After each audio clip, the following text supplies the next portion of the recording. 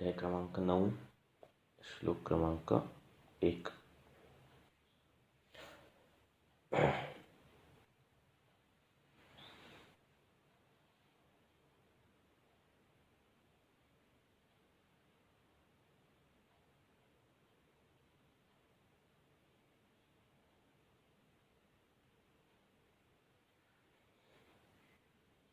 अध्याय क्रमांक 9 श्लोक क्रमांक 1। क्षमाम अधिष्ठाय जायते, हे झालं वाचून। कि पृथ्वी जो है वो सभी द्रव्यों का क्या है, सभी द्रव्य जो है वो पृथ्वीम अधिष्ठायते, पृथ्वी क्या है, आधार है सभी द्रव्यों का।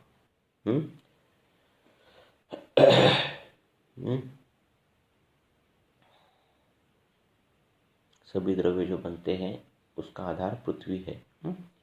अंबु, अगला श्लोक। अंबु योनि अग्नि पवन नभसाम समवायतः तान तन निवृत्ति विशेषस्य। तो वो सभी द्रव्य जिसका आधार पृथ्वी है, उनकी जो योनि है वो अंबु योनि है। और अग्नि पवन नभसाम समवायतः, और अग्नि, आकाश और वायु, ये जो महाभूत है वो समवाय से रहते हैं। तन निवृत्ति, और उनकी जो उत्पत्ति है वो विशेष करके होती है। इस प्रकार से विशेष उनकी उत्पत्ति होती है द्रव्यों की। आधार उनका पृथ्वी रहता है, उनकी योनि जो है वो अंबु योनि रहती है, और अग्नि पवन नभ ये जो है वो समवायतः, समवाय से ये सब कुछ रहते हैं और उनकी उत्पत्ति ऐसी रहती है।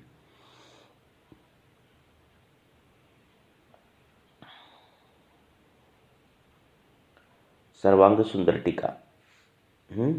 तथा अंबु सलिलम योनि कारणम यस्य तद अंबु योनि द्रव्यम। जो जल है, जो अंबु जो है वो कारण है उनका, द्रव्यों का। एवं जलम नाम महाभूतम रसत्वात् योनि तयो उपकृत्य तेन तद आरब्धम इति उच्यते। फिर क्या है, जो जल नाम का जो महाभूत है उसकी जो योनि है वो कौन से, रसत्वात् योनि, जल योनि है। तयो उपकृत्य, उसके द्वारा उपकृत्य होके, उससे मदद लेके, किससे मदद लेके, अंबु योनि से मदद लेके, तेन आरब्धम इति उच्यते, उसकी शुरुआत होती है। किसकी, जल महाभूत की। उसकी जो योनि है वो कौन सी है, अंबु योनि है, और उसकी मदद लेकर उसके द्वारा वो क्या होता है, उसका आरब्ध होता है, उसकी निर्मिति होती है जल की। मुनिना अपि उक्तम, मुनि ने कहा है, कौन से मुनि ने, चरक मुनि ने कहा है। क्या कहा है, रसनार्थो रसः ततः द्रव्यम आप क्षितिस्ततः निवृत्ति च विशेषश्च प्रत्ययः खादयस्त्रयः। कि उन्होंने बोला है चरक मुनि ने कि रसनार्थो रसस्ततः, कि रसनार्थो, रसना मीन्स अपनी टंग, उसका जो अर्थ है, रसनार्थो रसस्ततः, वो रस है, और द्रव्यम आप क्षितिस्ततः, और वो जो द्रव्य है वो आप और क्षिति मीन्स पृथ्वी, इनसे बनता है। कौन सा, जो रसनेन्द्रिय ग्राह्य रस जो है वो द्रव्य और पृथ्वी से बनता है। निवृत्तो च विशेषश्च, और उसकी जो उत्पत्ति है वो विशेष करके, प्रत्ययः खादयत्रयः, वो जो प्रत्यय बनती, प्रत्यय है, प्रत्यय में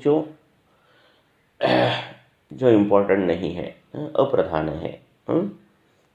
वो खादयत्रया मीन्स आकाश, वायु और अग्नि, इनके द्वारा ये प्रधान नहीं है, ये अप्रधान कारणों द्वारा उनकी उनकी क्या होती है, उत्पत्ति होती है। जो रसनेन्द्रिय ग्राह्य रस है वो द्रव्य और पृथ्वी महाभूत से मुख्यतः बनता है, ऐसे बोलते हैं। आमिषाम द्रव्यादीनाम आश्रय कर्मभेदश्च चिन्त्यः। कि आमिष मीन्स क्या, मांस या फिर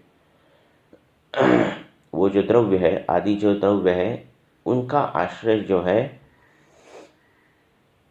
वो कर्म भेद से आपको चिंतन करना चाहिए। ये द्रव्य बाबा पृथ्वी महाभूत प्रधान है, ये द्रव्य बाबा आप महाभूत प्रधान है। अगर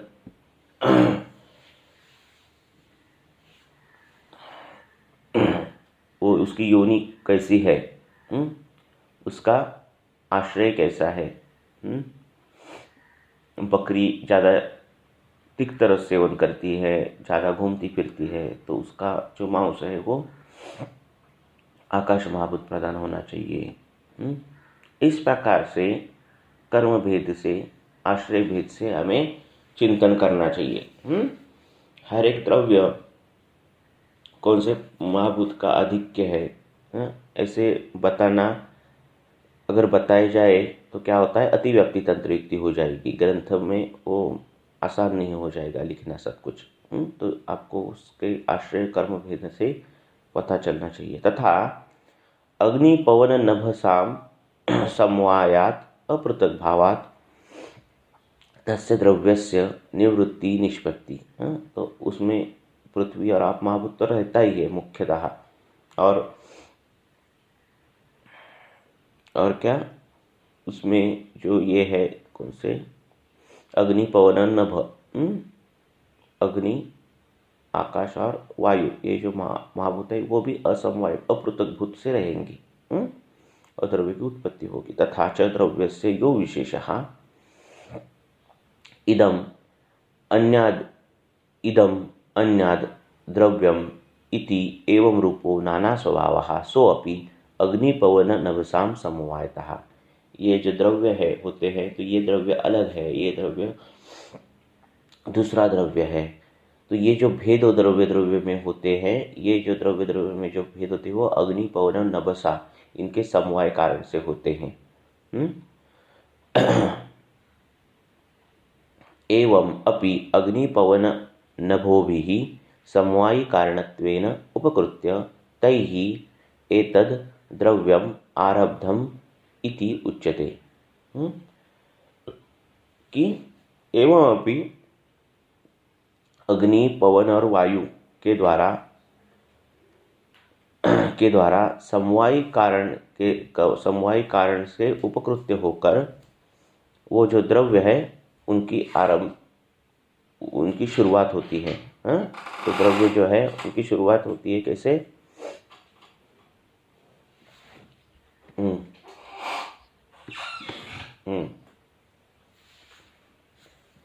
नभोभिः में तृतीया बहुवचन, उनके द्वारा अग्नि पवन और नभ आकाश।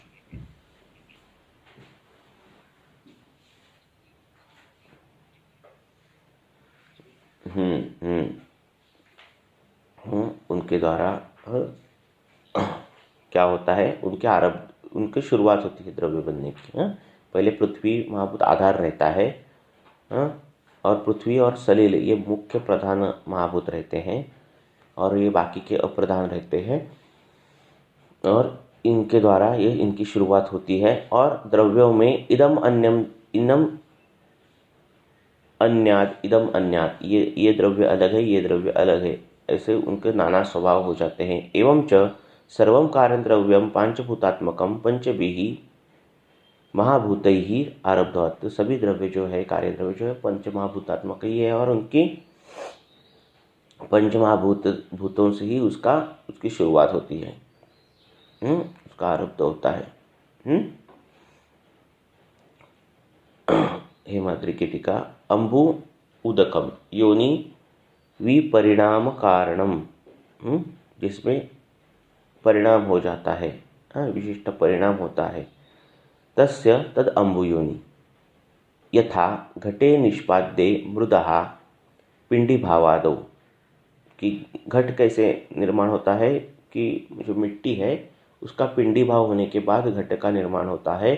अग्न्यादिनाम संबंधात तत् निवृत्ति, और उसका जो पूर्णत्व होता है, संपूर्ण अवयवत्व होता है घट का, तो उसमें अग्नि जो चीज़ें हैं वो लगती है, अग्नि पवन वायु ये सब चीज़ें लगती है। मुख्यतः क्या लगता है, मृद लगती है, पृथ्वी महाभूत और आप महाभूत मुख्य लगता है।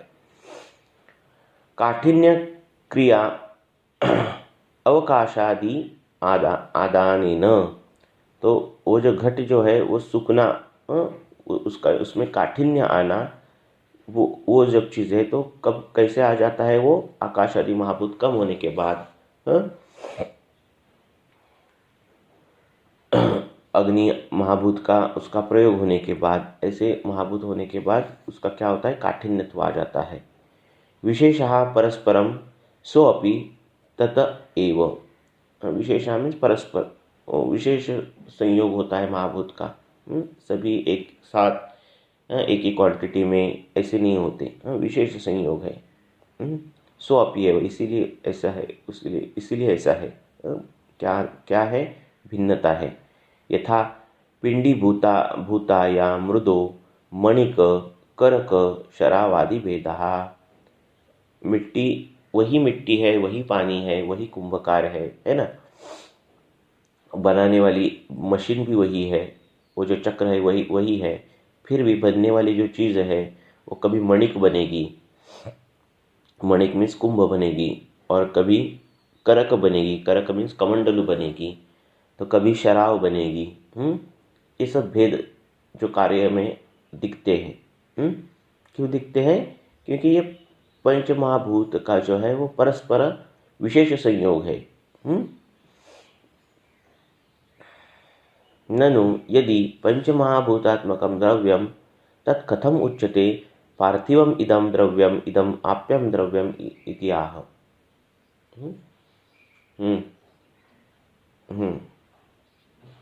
निवृत्ती म्हणजे उत्पत्ती, दिलाय की ते कुठेतरी अर्थ।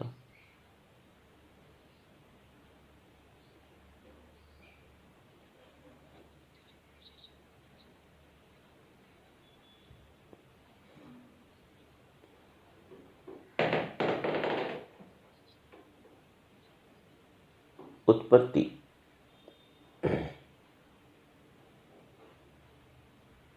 निवृत्ती म्हणजे दिसणे।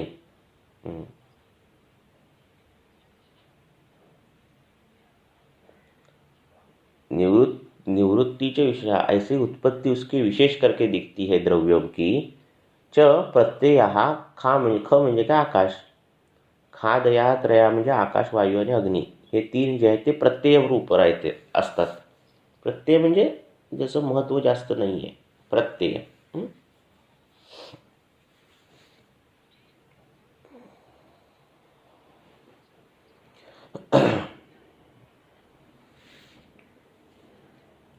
आहेत, मुख्य पृथ्वी आणि आप आहे।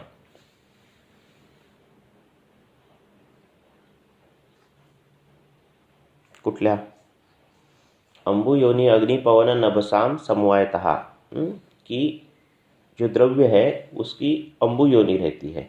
अंबु योनि उसके मुख्य कारण जो है वो क्या है, अंबु है। और पृथ्वी जो है वो आधार है, ऊपर के श्लोक में।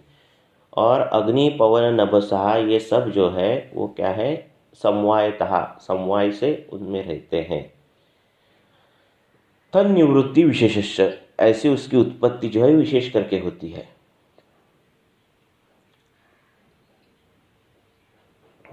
तब अभी इन्होंने क्या बोला है, ननु यदि पंचमहाभूतात्मकम द्रव्यम तत्कथम उच्यते। तो ये पंचमहाभूत द्रव्य जो है वो कैसे उसको बोला जाता है। पार्थिवम इदम द्रव्यम इदम आप्यम इत्यह, कि ये पार्थिव द्रव्य है, ये आप्य द्रव्य है, ये वायवीय द्रव्य है, ऐसे कैसे बोला जाता है। अगर सभी द्रव्य पंचमहाभूत से ही बने हैं तो हर एक को ऐसा अलग अलग कैसे नाम दिए जाते हैं। ऐसा मैंने प्रश्न किया है। तो इसीलिए अभी आह कि हम बता रहे हैं कि व्यपदेशस्तु भूयसा, ये जो संज्ञा दी जाती है वो भूयसा, उसका भूयसा में ज़्यादा पैमाने में, अधिकेन भूतेन, जो ज़्यादा है उसकी संख्या दी जाती है। अभी रास्ते पे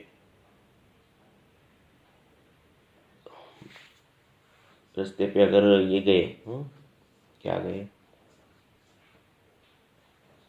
सभी कुत्ते ऐसे जा रहे हैं, 10-12 कुत्ते जा रहे हैं ना, और उसमें एक बिल्ली है, तो हम क्या बोलेंगे, देखो कुत्ते जा रहे हैं, है ना। अगर बिल्ली एक हो फिर भी हम ऐसे ही बोलेंगे, है ना। या फिर तब मराठी का हम क्या बोलते हैं, कांदे पोहे, है ना। कांदे पोहे क्यों बोलते हैं उसको, अब उसमें मिर्ची भी रहती है, कोथिंबीर भी रहती है, प्याज भी रहता है, पर उसमें पोहे और कांदे है वो ज़्यादातर है, इसलिए उसको व्यपदेशस्तु भूयसा है। उसको संज्ञा किसके आधार पर दी है, अधिकेन भूतेन, है ना, बराबर है। वैसे ही वो बोलते हैं कि यद द्रव्ये यद भूतम भूयिष्ठम अधिकृत्यम तेन तस्य व्यपदेशः। जो द्रव्य जिससे निर्माण हुआ है भूयिष्ठ, इसका प्रधान, भूयिष्ठम अधिकृत्यम अधिकृतम ये न तस्य व्यपदेशः, उसकी संज्ञा होती है। यथा पृथिव्या अधिकयो उत्पादितम द्रव्यम पार्थिवम, कि जिस द्रव्य में पृथ्वी महाभूत ज़्यादा है, ज़्यादा होकर वो द्रव्य बना है, ऐसे द्रव्य को पार्थिव कहा जाता है। एवं अपि तेजसम च वेद्यम, वैसे ही तेजस द्रव्य को भी हमें जानना चाहिए। तदेवं सर्वद्रव्यम पंचमहाभूतकम स्थितम, फिर भी सभी द्रव्य पंचमहाभूतात्मक ही रहते हैं, ठीक है। सर्वेषां भूतात्मकत्वाद अभेदे प्राप्ते भेद हेतु आह व्यपदेशः इति, कि सर्वद्रव्य जो है वो पंचमहाभूतात्मक ही है, अभेद है। सभी में पंचमहाभूत रहते ही है, फिर भी उसमें भेद पाया जाता है, वो हम बोल रहे हैं कि व्यपदेशः, संज्ञा उसको दी जाती है। व्यपदेशः मीन्स इदम पार्थिवम, इदम आप्यम, इदम इदम इत्यादि भेदेन व्यवहार। हम बोलते हैं ना, ये पार्थिव है, ये आप है, ये तेजस महाभूत प्रधान है, ऐसे। सह भूयसः अधिकेन भूतेन यत्र यस्याधिक्य यस्य तेन व्यपदेशः, जो भूत ज़्यादा रहेगा उस द्रव्य को उस भूत की संज्ञा दी जाएगी। ठीक है, आगे जाऊँ।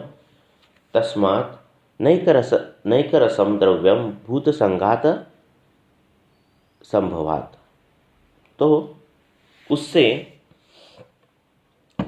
ये कॉम्बिनेशन से, पंचमहाभूत के कॉम्बिनेशन से क्या होता है, तस्मात् नैक रसम द्रव्यम, अनेक रस के द्रव्यों की भूत संघात संभव, ये भूत संघात जो है इनसे अनेक रस द्रव्यों की उत्पत्ति हो जाती है।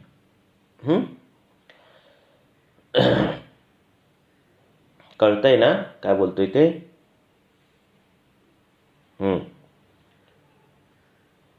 कारण मला तुम्हाला काय कळतं हे कळत नाही मला।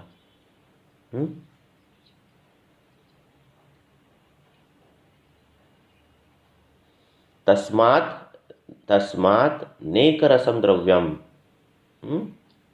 तस्मात् नैकरसम द्रव्यम, तस्मात् तचा न झाला, तस्मात् नैकरसद्रव्यम भूतसंघात संभवात। आता एकदा संधी एकदा सगळ्या घ्यायच्या आहेत।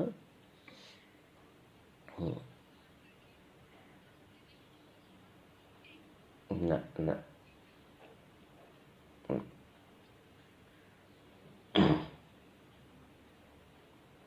डबल दोन मात्रा नसते ना.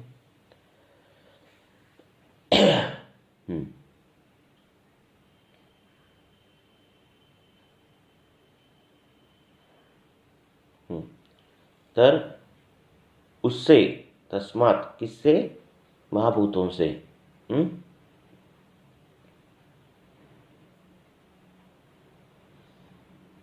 अनेक अनेक रसद्रव्यों की उत्पत्ति होती है वो भूत संघात से. तस्मात् भूत संघात संभवात कारण द्रव्यम नैक रसम अपि तु अनेक रसम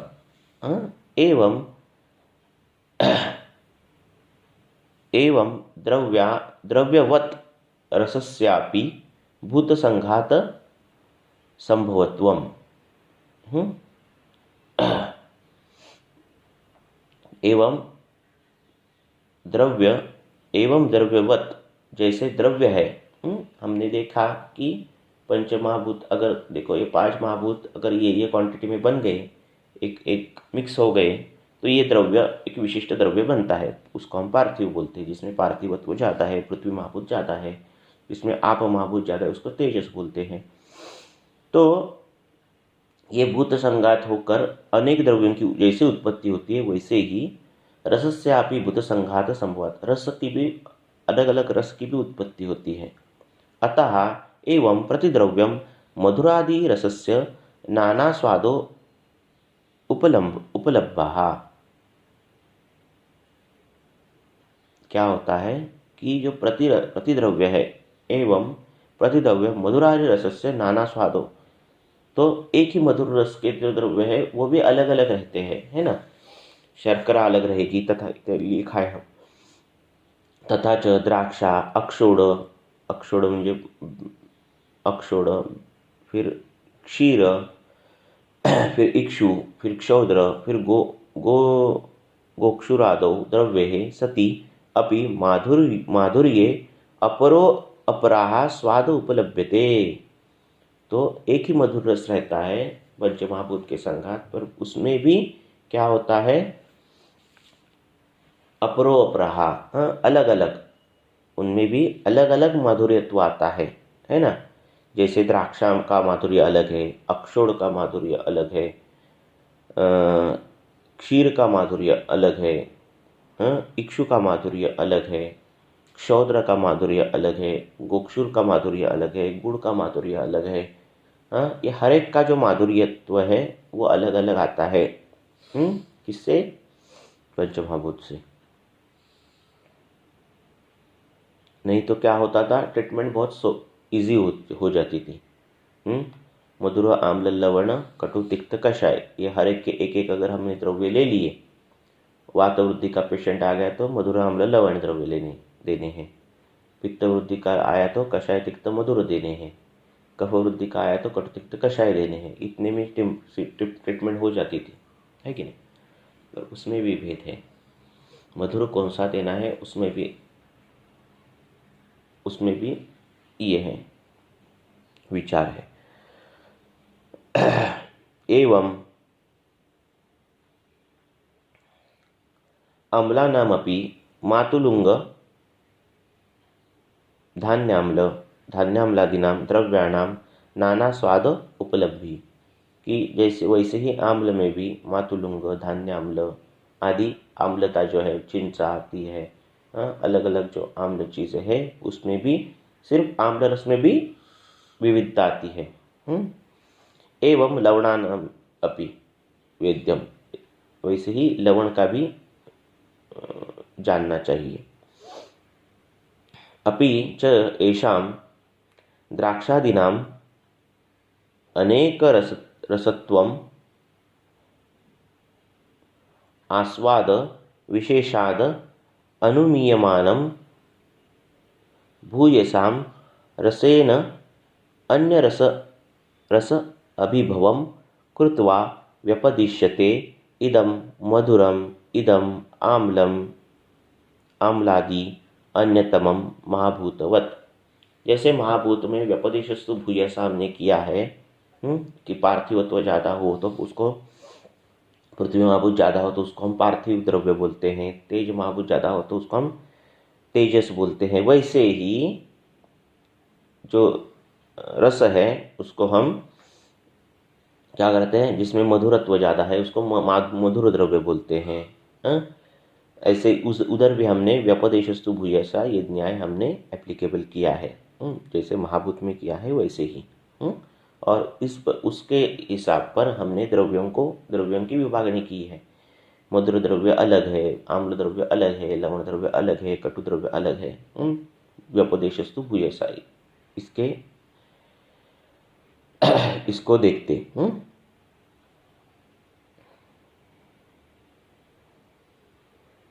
यथा सर्वं द्रव्यं पंचमहाभूतात्मकं भूयसा महाभूतेन अन्यमहाभूत अभिभवं कृत्वा यथा येन व्यपदिश्यते पार्थिवम इदम आप्यम इदम इति।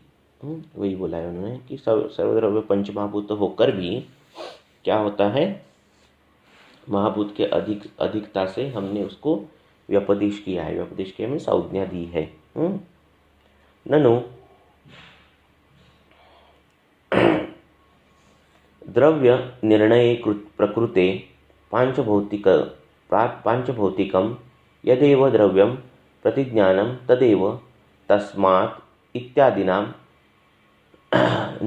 ग्रंथेन ग्रंथा पुल्लिंग शब्द आहे त्यामुळे त्याची तृतीय ग्रंथेन व्हायला पाहिजे। निगमग्रंथेन अतिवाहयितुं युक्तं न पुनः प्रस्तुतं नेकरसत्वम।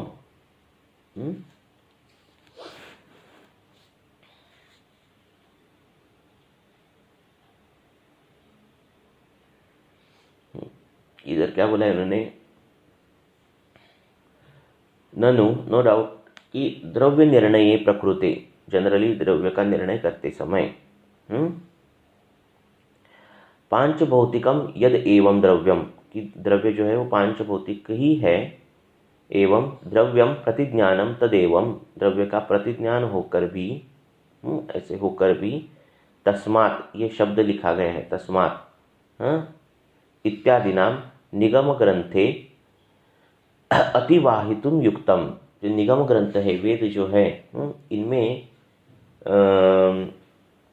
द्रव्य के बारे में वर्णन करते समय उन्होंने बार बार ऐसे बोला है तस्मात्, मीन्स पृथ्वी से बनाया हुआ द्रव्य, आप से आया हुआ द्रव्य, आकाश से आया हुआ द्रव्य, ऐसा उन्होंने क्या किया है, बार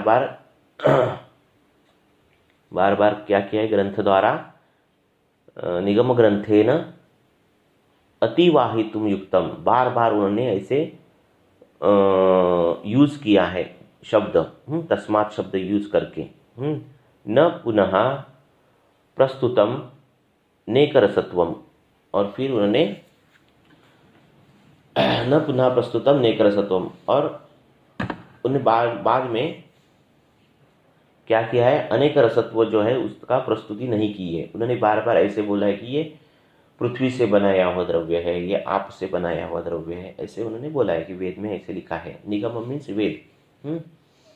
तस्मात् अत्रैव ग्रंथम कर्तुम न्यायः, परंतु इस ग्रंथ में करना जो है वो जरूरी है। इस ग्रंथ में जो द्रव्य के बारे में पूरा जानना जरूरी है, क्योंकि ये चिकित्सा अधिष्ठित ग्रंथ है।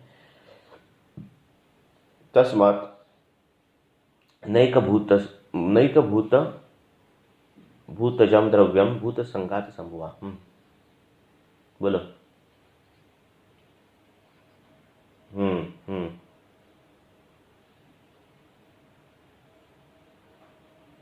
निगम ग्रंथ, निगम म्हणजे जे आधी झालेले जे आहेत असे वेद, अशा ग्रंथाद्वारे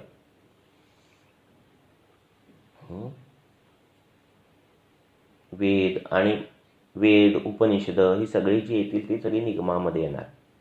आधीची जे ग्रंथ आहेत ते।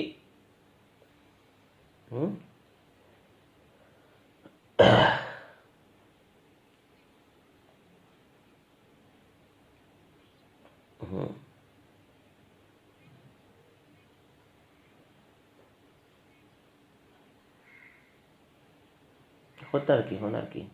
न एक रसत्व म्हणजेच नाही रसत्व, म्हणजे अनेक रसांचं ना. एक रस नाही म्हणजे अनेक रस.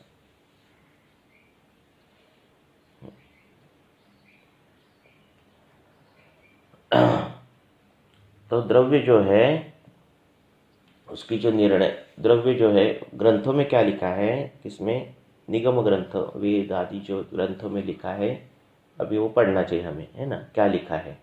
तो उधर उन्होंने लिखा है कि जो द्रव्य जो है, पंचभौतिकत्व जो है उनका, वो उन्होंने क्या लिखा है कि तस्मात् इत्यादि नाम. ये जो द्रव्य आते हैं ना, तो ऐसे नहीं लिखा है उन्होंने मधुर द्रव्य, है ना, आम्ल द्रव्य, ऐसे नहीं लिखा है. उन्होंने क्या लिखा है, पृथ्वी महाभूत से उत्पन्न द्रव्य, अग्नि महाभूत से उत्पन्न द्रव्य, अग्नि आप से उत्पन्न द्रव्य, ऐसे लिखने, ऐसे ज़्यादातर लिखा है उन्होंने. तो न पुनः प्रस्तुतम नेकरसत्वम, प्रस्तुतम अनेक रसत्वम, नेक नाही अनेक, प्रस्तुतम म हलंत आहे तिथं अ आहे, अनेक रसत्वम. त्यांनी उन्होंने अनेक रसत्व नहीं प्रस्तुत किया है ग्रंथ में, ऐसे वो बोलते हैं. तस्मात् अत्रैव ग्रंथः कर्तुम न्यायः. और इस ग्रंथ में, अत्र एव, इस ग्रंथ में ही वो जो है करना क्या है, कर रहे हैं हम. इस ग्रंथ में ही हम वो कर रहे हैं. तस्मात् नैक भूतजम द्रव्यम भूतसंघात संभवः इति अत्र उच्यते. षण्णामपि रसानाम योनिर उदकम, कि 6 जो रस है, उस 6 रसों की जो योनि है वो क्या है, उदक योनि है, अम्बु योनि है. इति ततः च एकस्यैव महाभूतस्य उदक संज्ञस्य रसकारणत्वं प्राप्तं न अन्येषां नीरसत्वात्. इसीलिए ये जो महाभूत जो है, अतः च एकस्य एव, एक ही महाभूत जो है, कौन सा, अम्बु जल महाभूत है, इनसे क्या होता है, ये जो द्रव्य बनता है उसको रस कारणत्व, उसको रस क्या बोलते हैं उसको टेस्ट मिलती है, रस कारणत्वम प्राप्तम. बाकी किसी महाभूत से नहीं मिलती, ऐसे वो बोल रहे हैं. न अन्येषाम निरसत्वात्, अन्य जो महाभूत है वो जो है, वो महाभूतों को रस नहीं है, टेस्ट नहीं है. बोलो. 6 ही. शाही रस, शाही रस, शाही रस. षण्णामपि रसानां योनिर उदकम.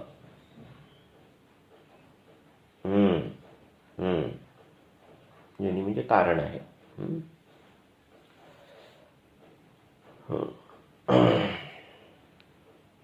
इति एवं विधाम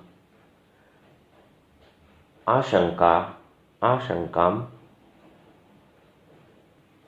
अपनीनीषु भूतसंघात संभवत्वं रसस्य च एकेन एव प्रयत्नेन. तस्मात् नैकरसं द्रव्यं भूतसंघात संभवात् इति जगत. इति जगात काय ना, तो क्या होता है, तो इससे क्या होता है, इति एवं विधाम. हमने अगर बोल दिया कि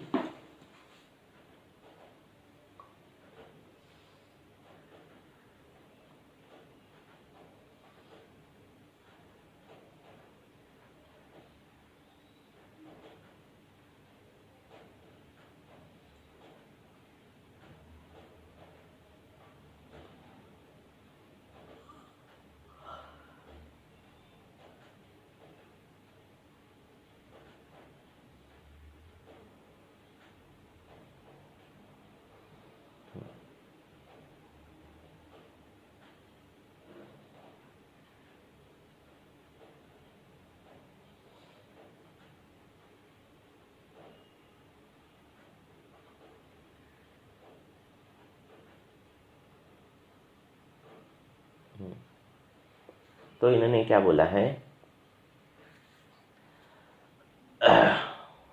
तत्संभवत्वम रसस्य च एकेन एव प्रयत्नेन, एक ही प्रयत्न में महाभूतों के भूत संघात के एक ही प्रयत्न से क्या होगे कि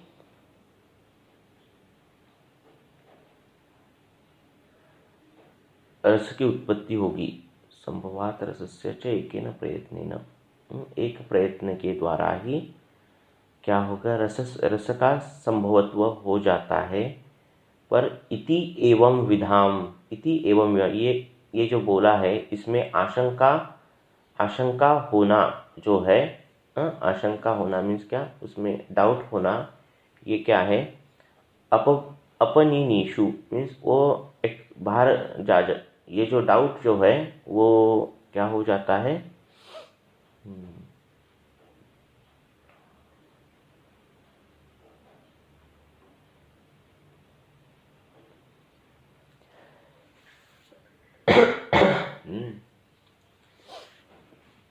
हमें सर्वद्रव्य जो है वो पांच भौतिकत्व है।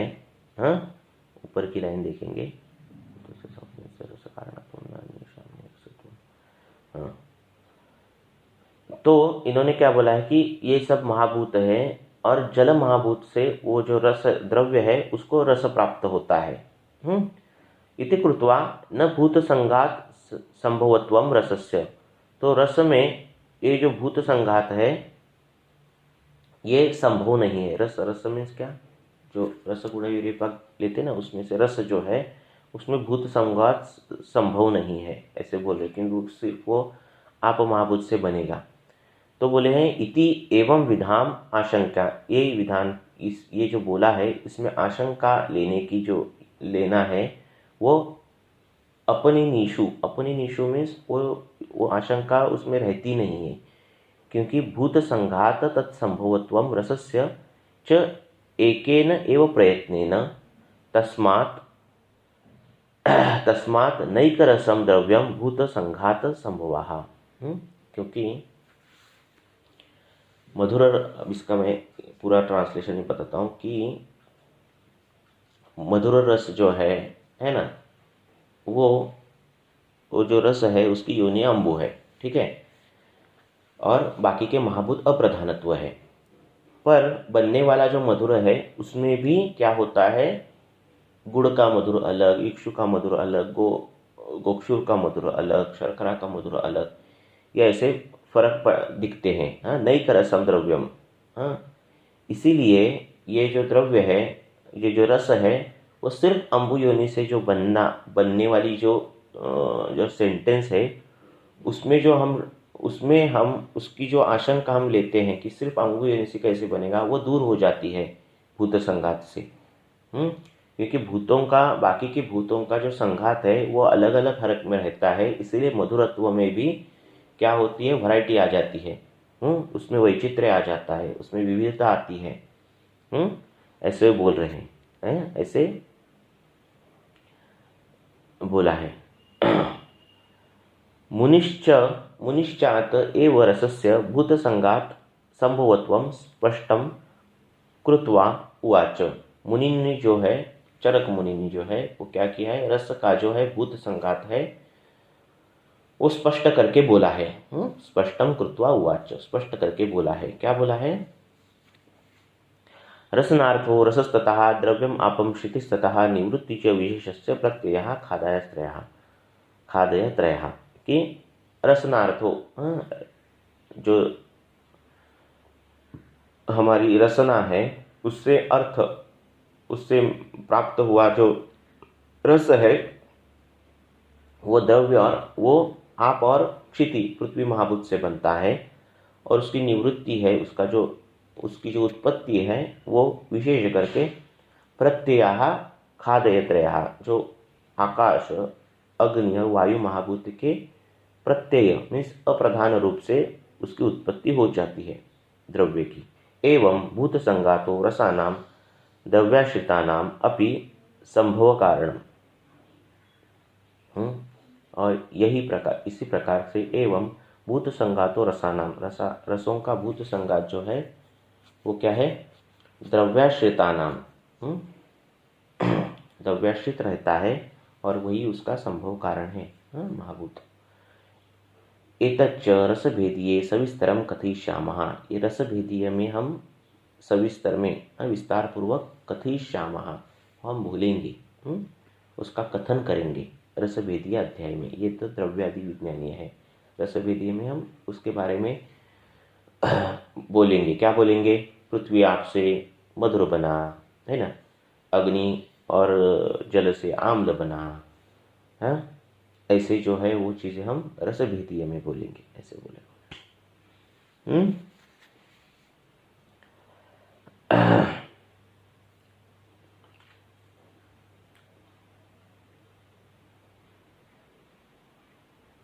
आयुर्वेद रसायन, सर्वेषां द्रव्याणां सर्वधर्मत्वम आह,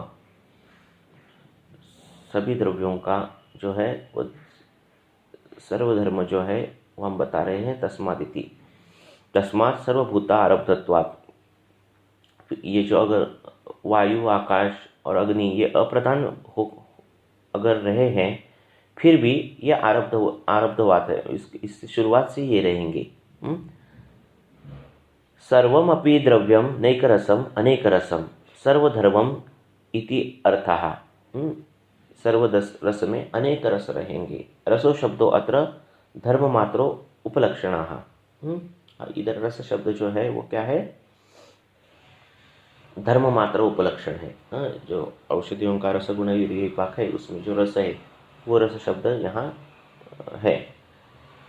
सर्वभूत आरब्धत्वेन अपि एक रसत्वे को दोषाः, कि अगर सभी भूत जो पंचमहाभूत है वो आरब्ध से ही द्रव्य बनने में काम करते हैं, तो फिर भी उसमें अनेक रसत्व जो है, फिर क्या बोले,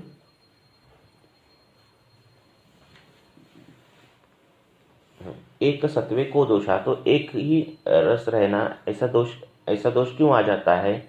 इति शंका आह भूत संघात संवाद, ये भूत का संघात जो है उसके वजह से ये हो जाता है। रसानामपि भूत समुदायात् उत्पत्ति, रसों की भी उत्पत्ति भूतों से ही होती है। द्रव्य की जैसी होती है वैसे रस की भी होती है। वक्ष्यति ही द्वयोल्बणैः क्रमाद् भूतैः मधुरादिः रसोद्भवाः। द्वय उल्बण, द्वय उल्बण कौन से हैं, पृथ्वी और आप, इनका उल्बण होने के बाद क्या होता है, क्रमाद भूतैः, क्रमाद भूत घ्यायचे, पृथ्वी आप तेज वायू आकाशात दोन दोनच्या जोड्या घेतल्या तर मधुरादी रसोद्भव होतो। पृथ्वी आपने मधुर होतो, असे बाकीचे जे आम्ल लवण कटू तिक्त कषाय असे हे द्वय उल्बणैः, दोन महाभूतों के उल्बण से, उल्बण मीन्स उसके उत्कर्ष से। सतीच कारणे कार्येण अवश्यम भावम, ये जो कारण है, ये जो भवितव्यम, भाव्यम में भवितव्यम, जैसे कारण है वैसे ही कार्य का क्या होता है, भविष्य ठहरता है। ऐसे उन्होंने बोला है। थांबूया का, खूप तेच रिपीट आहे।